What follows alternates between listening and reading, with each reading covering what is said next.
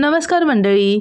आज आधीच्या स्कूलमध्ये होती मीटिंग, त्यामुळे आम्हाला जायचं होतं, तर मी इथे पटापट नाश्ता बनवून घेतला. आज नाश्त्यामध्ये इडली आणि खोबऱ्याची चटणी एवढंच बनवलेलं आहे. सांबार वगैरे बनवलं नाही.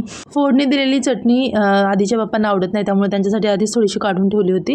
ही इडली एकदम सॉफ्ट झाली होती, कारण मी यासाठी इडली रवा वापरला होता. तांदूळ पण वापरतो आपण, पण आता मी इडली रवा वापरून झटपट असं केलं होतं. रात्रीच भिजत घातलेलं आणि छान सकाळी नाश्ता झाला. तर थोडंसं पीठ अजून शिल्लक आहे, त्याचा आणखीन एक लोड लावायचा आहे. ते इथे बघा काढून ठेवलं ना, असं इडल्या थोडा वेळ थंड होऊ द्यायच्या, मग त्या काढायच्या, अदरवाईज त्या तुटतात. तर मी इथे थोडंसं वाफ आहे त्याची जाऊ दिली आणि मग काढून घेतल्या आणि अशा पद्धतीने सगळ्या सेट करत होते. नाश्ता वगैरे करून 8-8:30पर्यंत आम्ही निघालो होतो. आमचा असा प्लॅन होता की मीटिंग झाल्यानंतर थोडा वेळ आपण असंच कुठेतरी फिरूया. स्कूटी घेऊन मी जाणार होते. तर आधीला म्हटलं की कुठे जायचं, तो म्हटलं मम्मी बघूया, माझ्या स्कूलची पिकनिक गेली होती एका ठिकाणी, तर ते मला माहिती आहे ठिकाण, तर जाऊया, जवळच होतं. तर मीही म्हटलं ठीक आहे. आधीच्या पप्पांना सुट्टी नव्हती, त्यामुळे आम्ही दोघंच जाणार होतो. तर दुसरं जे होतं ना पीठ राहिलेलं, ते पण मी कुकरला लावून दिलं आणि यांना सांगितलं 10-15 मिनिटांनी गॅस बंद करा. आता मीटिंग वगैरे अटेंड केली आणि आता आम्ही निघालो आहोत. तर जिथे मला आधी घेऊन जाणार आहे, तर जातानाच इतकं ग्रीनरी होती ना, बाजूलाच आमचं ते गाव आहे ना, तिथला हा व्ह्यू आहे आणि डोंगर वगैरे. आता पावसाळ्यात इतकं सुंदर वाटत होतं. अनेक धबधबे आहेत या साईडला. आता त्या धबधब्यांकडे आम्ही नाही जाणार, कारण की बऱ्याचदा ते बंद देखील असतात आणि रिस्की पण आहे थोडं, माहिती नाही. तर आधीला म्हटलं नको, तर म्हटलं मी जिथे तुला घेऊन चालले ते धबधबा नाही आहे, वॉटरफॉल नाही आहे, ते ट्रेकिंगसाठी आहे, फक्त ट्रेकिंग, असं डोंगरावरती चढायचं आणि व्ह्यू दिसतो तिथून. तर म्हटलं ठीक आहे, आणि तो छान मला एका ठिकाणी घेऊन गेला. पुढे तुम्हाला दिसेलच.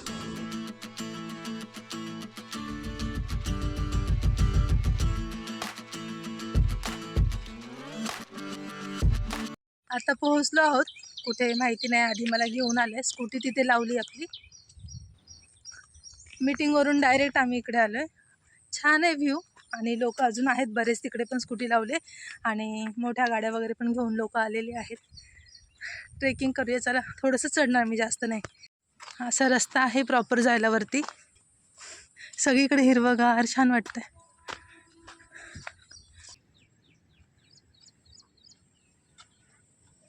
हे सुंदर व्ह्यू आहे, डोंगर आणि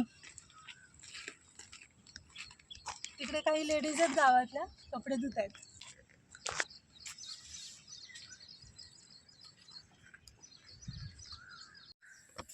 एवढं चढून हालत खराब, घाम किती आले बघा.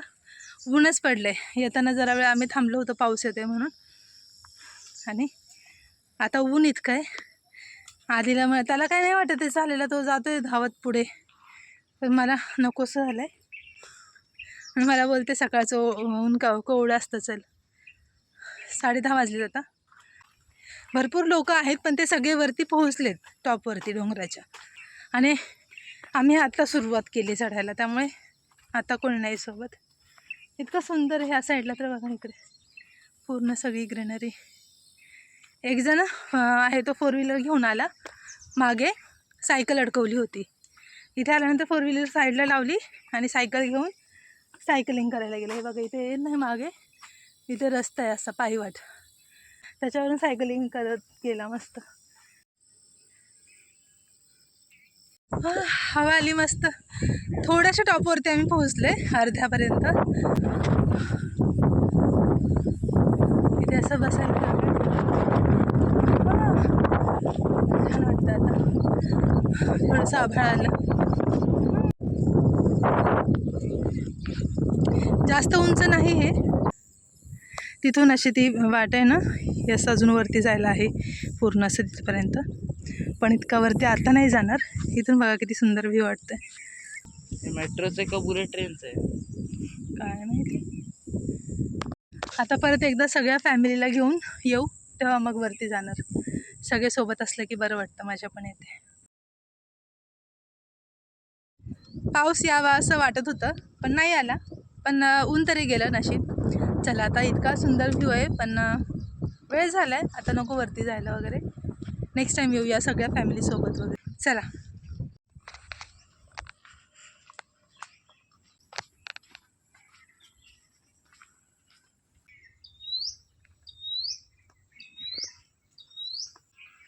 बोलते बघ. ट्यू ट्यू ट्यू. इथे एक तळं आहे आणि मागे बघा वॉटरफॉल दिसते. इथे एक ताई होत्या, त्यांनी सांगितलं की इथून हा जो रस्ता आहे मागचा, हा सरळ गेला की तिथे वॉटरफॉलच्या तिथेच जातो. भरपूर लोक आहेत तिथे गेलेले. चला तर मग आता निघालो आम्ही घरी जाण्यासाठी. पुन्हा आपण भेटूया नेक्स्ट व्हिडिओमध्ये. तोपर्यंत टेक केअर, बाय बाय.